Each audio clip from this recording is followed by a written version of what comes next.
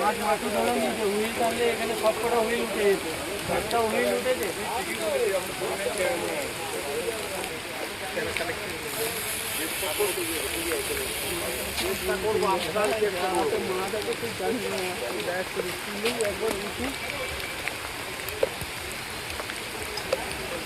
রাজা একটু শুকো ছাপ, শুকো ছাপ চলে এসছে। এই হুইলটা কি আছে? দুটোই নিয়ে নিতে চেষ্টা করবো ভাই,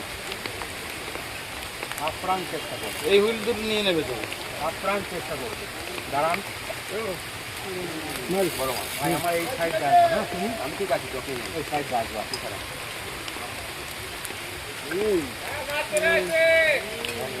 আসো আমার এখন নয়, মুখ দেখে মারো মারো।